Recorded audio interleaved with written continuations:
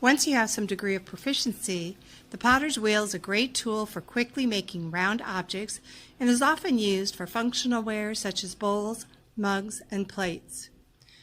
There are several important parts to a wheel. The wheel head is the round disc that rotates on the top of the wheel. The foot pedal is much like a throttle. It can make the wheel go faster or slower. The splash pan surrounding the wheel keeps water and clay from spraying everyone and everything around the wheel. The controls are usually on the right side. Some wheels just have an on and off switch, and some will have a switch that can change it from a left-handed turn to a right-handed turn.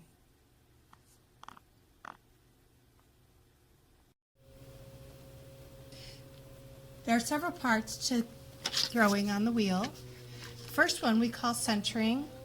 With our wheel speed fairly quick, we add a little water to decrease the friction, and we lean in and push the clay down and in towards the center of the wheel until all of the clay is evenly compressed into the middle.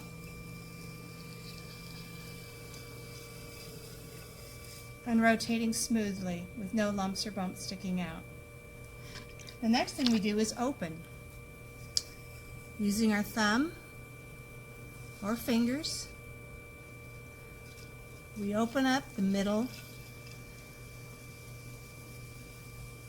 and begin to form a shape for our pot.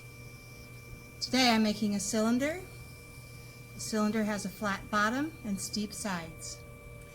The next thing we do is we pull. We form a lump of clay at the bottom. Using water again to lubricate, we compress both sides, inside and out. Working in tandem, our inside and outside hand lift that lump of clay up higher, making the pot taller and the walls thinner.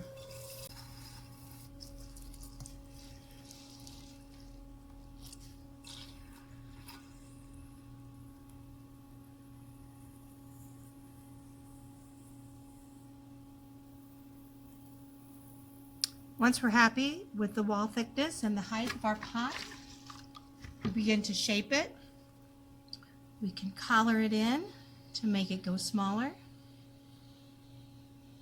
We can use our inside hand to push it out, make it get bigger.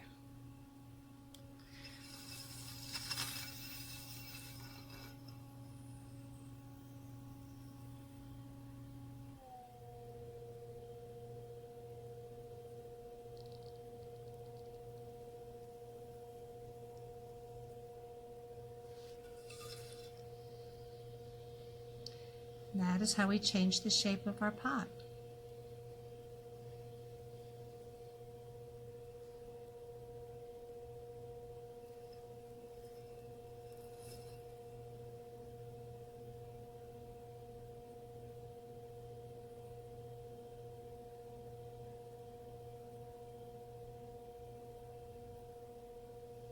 Next thing we need to do is remove the pot from the wheel. I'll cut the excess clay off at the bottom. It's going to make it easier to get from the wheel.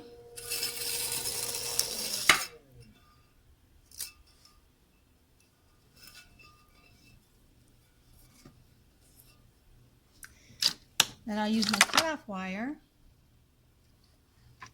Use a little bit of water. I'll pull my wire through the water and under the pot. And that is going to float the pot off of the wheel. So I can remove it and set it aside. I'm going to let it get it to leather hard, and then I'm going to bring it back to the wheel for trimming.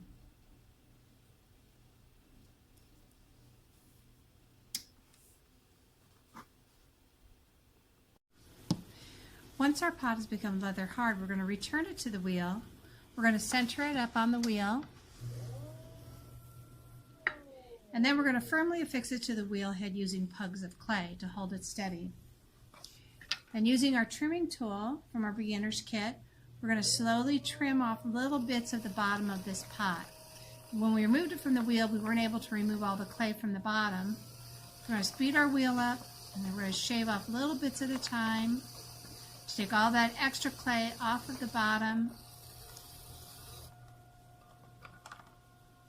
Create a nice foot.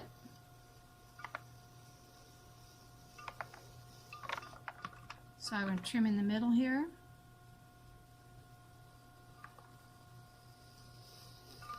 So I'm going to create a raised foot here. I'm going to mark that foot on the side of my pot. That's one of the ways I'll know where to stop my glaze. And then go ahead and trim off this extra clay. So I segue over to the untrimmed part of my pot where I don't have extra clay. Go back and I compress that. So it'll be nice and smooth and even for glazing. And there you go. Now I have a nice trimmed foot on the bottom of my pot, and it's ready for me to go ahead and decorate. If I'm going to carve it, or if I need to add handles or anything like that, or if I wanted to make a lid, or I can let it dry out and it's ready to go to the bisque.